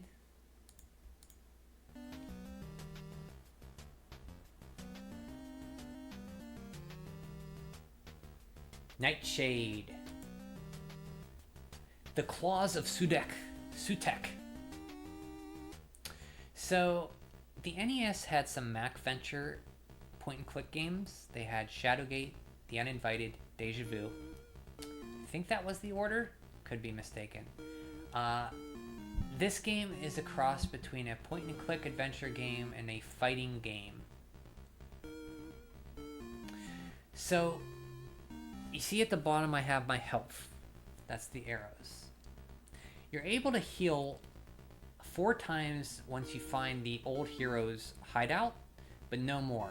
You also can get some food to heal with your money, but you have finite money to buy food. And you have to be able to buy something without the food. Without money you can't. So you have to do that, learn to not do that. And you have a popularity meter. So the popularity meter, when you help people in town, that raises up. And you can only access certain parts of the game if your popularity is high enough. So the early part of the game, you have to escape from the trap that the evil guy put you in. And that's what I'm doing right here. See, so B will bring you to the menu, and A will bring you to your item use menu, I believe.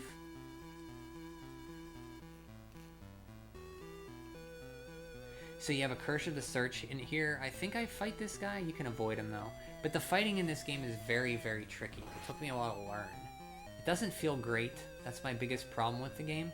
Fighting feels kind of like an afterthought.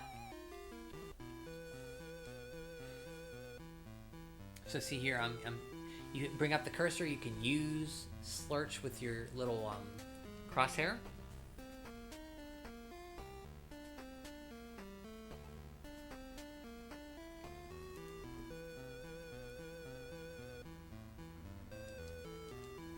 Here I'm searching, I find that.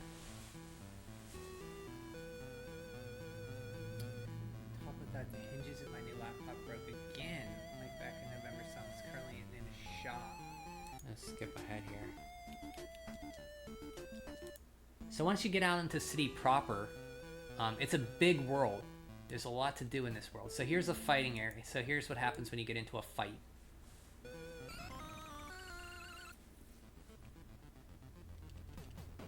See, your health is at the top, his is at the bottom. Each character, each person you fight has a certain moveset pattern you can learn.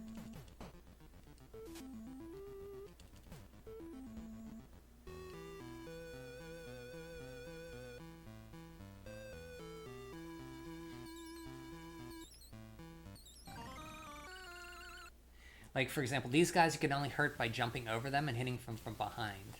Until I learned that, I kept dying on these guys. See how they spin when you hit them from behind?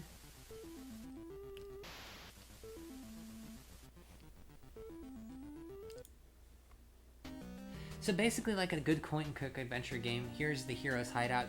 That little bubble platform, you can heal up to 4 times. Those things there, you want to find 4 special items and put them in those bubbles so they can't steal them to beat the game. So you have to go and get these 4 treasures and put them in those bubbles so the bad guy can't steal them. So you want to take these bubbles with you to put the items in the bubbles. And you can actually progress the game too far and the item you need to put in the bubble is gone. That means you can't beat the game. It means the bad guy stole them. Here's a ninja lady. So the jump in this fighting, it does not control good. The jumping's delayed. These guys in particular can really beat you up.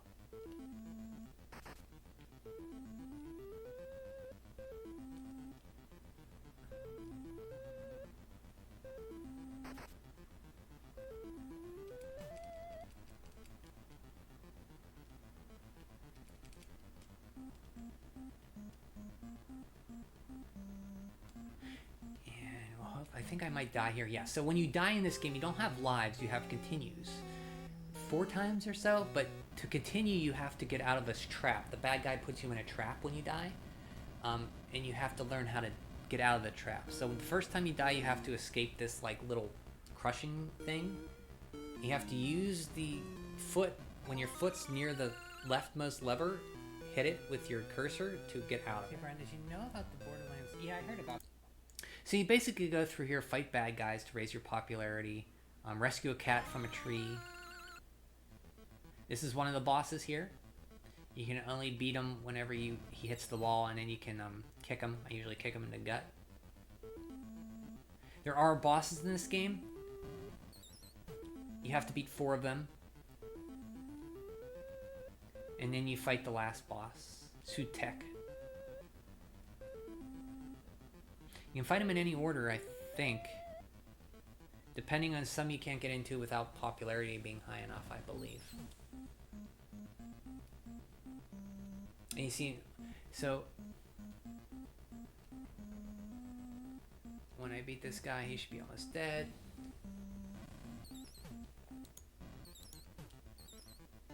There. And he drops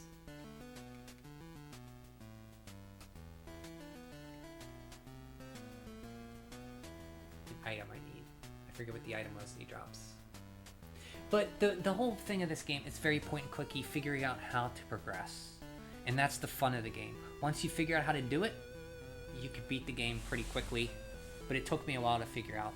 It's a very unique game. It could be better. I think this was Sculptured Soft who did it. Beam Software did it, I'm sorry. Published by Ultra Games, Konami. And that's Nightshade. Very unique NES game. Not much a lot like it. That's for sure. And the last game, going on an hour and 41 minutes, holy cow. The last game I beat, I'm very proud of. This is a game my friend had. I was not good at it. I think I beat it on normal, but I always wanted to beat it on hard. And I finally did it, so I'm very proud of this one. And that game is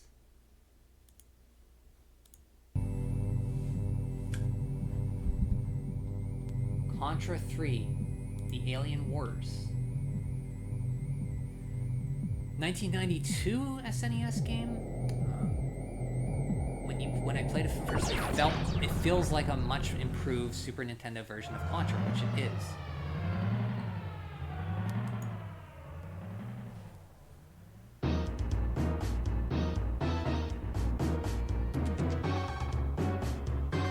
This beginning is great.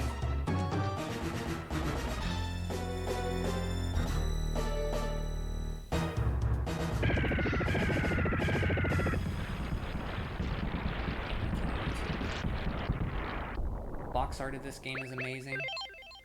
This, Super Castlevania 4, and Turtles in Time have very similar box arts. Similar in style, I should say. Dubois, I think, did them? Box arts. So, Contra 3, first look at this. Yeah, this is Contra on steroids. Bigger, faster. You see at the top of the screen, I just gave myself 7 lives. 6 lives plus the 1.5. You have 2 guns to the right there, 1 and 2. You can switch with the X button at any time. And to the right of the weapons there, you have bombs. The bombs are very good. Screen clear and all enemies on screen do good damage to bosses. A good trick is to hit Y button and mash X to switch between guns, and you can put out double the attack power without waiting for a cooldown for certain weapons. You can see you get into a tank. This is like a great first level. This level leaves a great impression.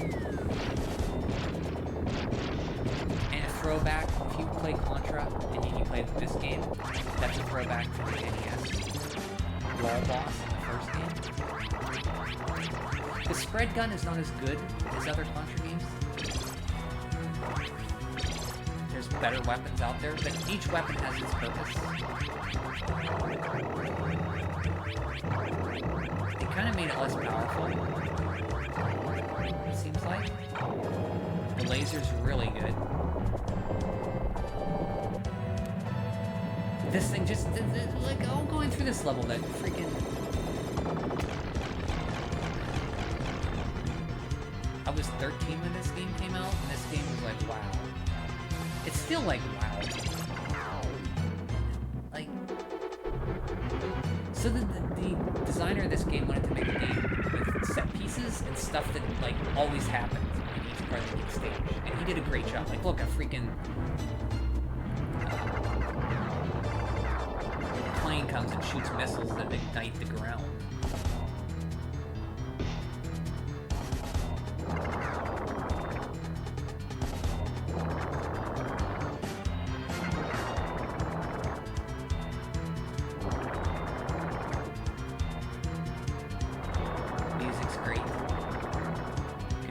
Top-notch. I wish you could change the button config. I mean, it's okay, but I would like to put weapon switch to like maybe a shoulder button or something, or some other button. Maybe not a shoulder, because you need to. So you can hold both shoulders and jump and you'll like do a spin in the air and fire both weapons. Or you can hit them both together and you just stand sideways in front with your guns held to your side. This is like a cool boss, almost like a kind of weird pixel distortion going on.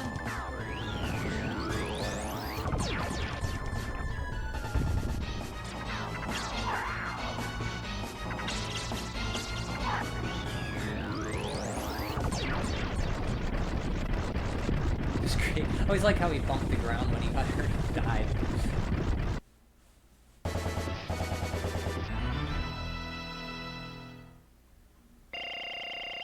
So now, the Contra always had, like, stages that broke up with side-scrolling.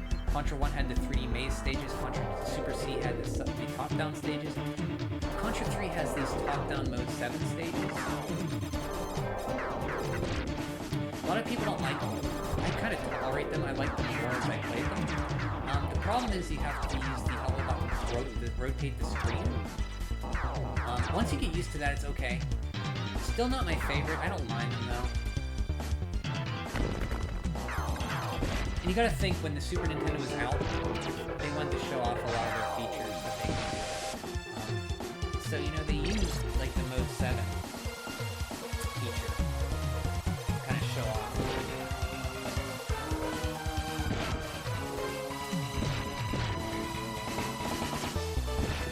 There are 2 top-down stages, one stage 5. Ultimate stage for the alien layer, and this one. And there you hold both shoulder buttons and you hit the fire button and do like a spin.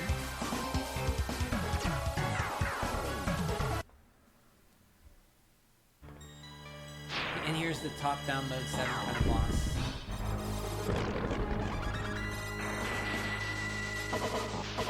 Yeah.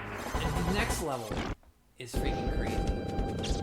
You're like going through the city with jumping on these bars with these freaking aliens with wings, like flies coming at you, this grill thing.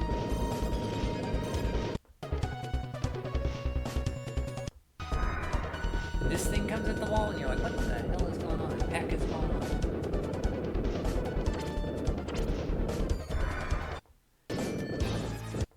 And it comes out and like top crimson spikes and like goes at the wall, like hits the wall again.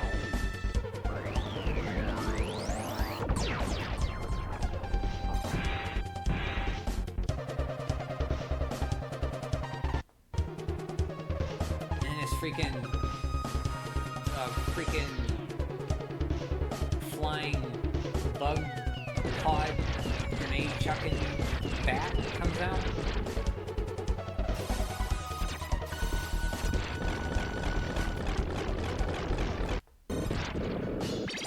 Up this freaking,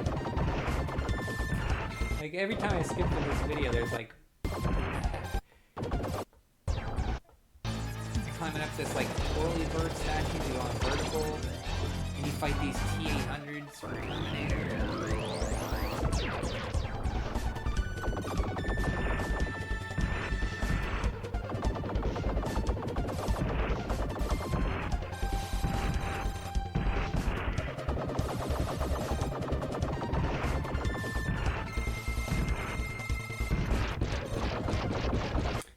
Those guys, and then freaking hands come out and grab the wall and rip it apart, and this Terminator guy spits lasers out of his eyes and shoots flames at you. I mean, I love Contra 1 and Super C. And this is just like more of it with like intense stage set pieces, which is what they were going for, I think. It's not my favorite Contra. I do like hardcore more. I think hardcore is even that crazier. In so many ways to play hardcore. So many character combinations, characters you can use, so many different paths.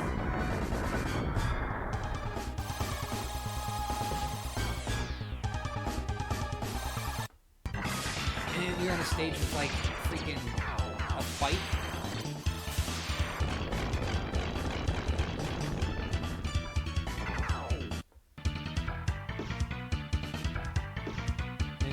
Twisty arm thing coming at you, balls on it. This guy's like jumping all around like jumping ferret. Ferret's jumping. And this thing with like swingy feet comes at you, like what is that, a gun on his nose? Like an afterburner? Chopper comes back. And you like go up on the chopper.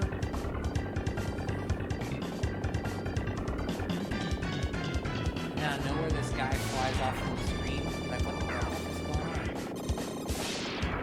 And then the missile fires. Like, whoa, what the heck? Do I jump on the missile? What do I do?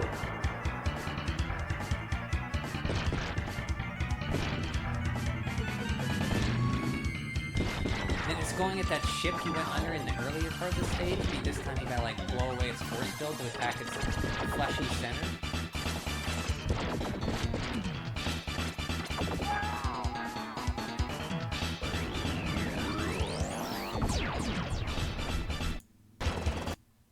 And then you blow it up and then the freaking blom goes off and then you're riding a missile to the next level and then you go to the second top-down stage and there's like these quicksand pits. These like spider holes. And they're like spinning whirlpools of freaking sand. Scorpions spitting fireballs at you. And then a giant eye. It's like Legion from Castlevania. Only less disgusting. No humans on it. And start spinning you around.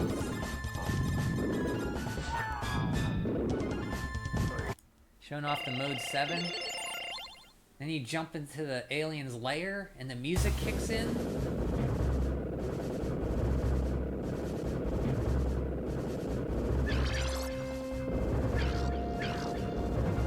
And the freaking alien is like, with his tiny arms, is like waving at you.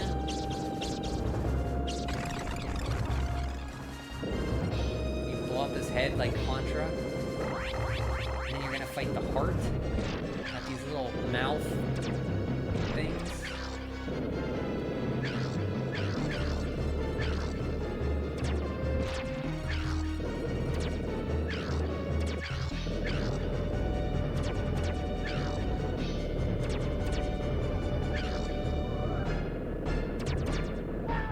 Man, there's so much fun.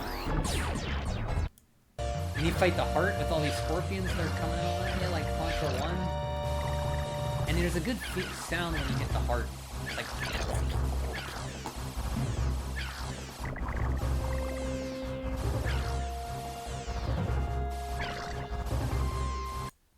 And you blow up the heart and the music changes to this doo-doo-doo-doo-doo-doo. You're going through the final gauntlet, I think the song's called. And you fight the boss from Super C that pops up and you're like, whoa! He has like his egg hole at the back there and he like skittles across the screen.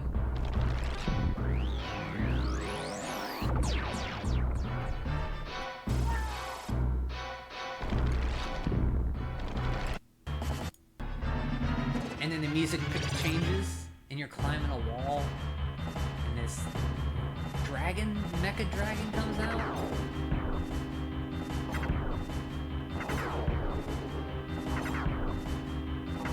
And the music's kicking in, it's like Predator. You're dodging this guy, sitting in the wall with his head.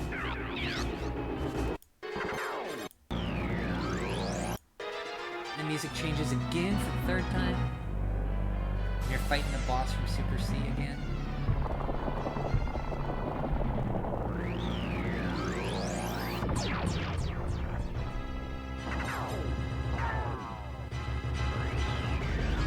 You're like, man, the music's kicking in.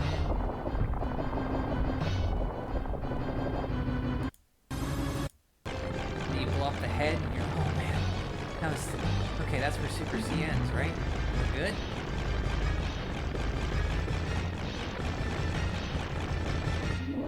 No, it's a brain. The brain has like all these different forms depending on what you hit.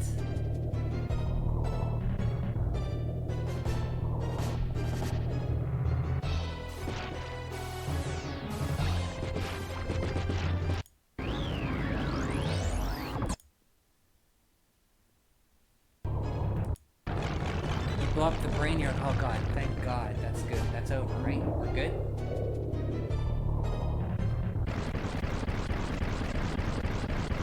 No!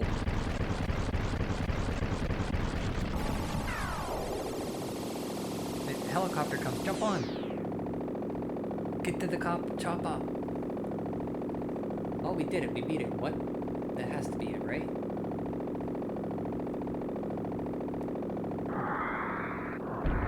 No, it's encased in a spider shell? Metallic shell? As it climbs at ya?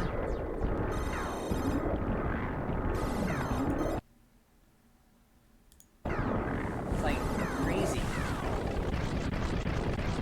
Now that has to be it, right? Yes! And that's Contra 3 in a nutshell. Like crazy stuff happening. Great game. Finally, I'm very happy to finally have beat it on hard mode.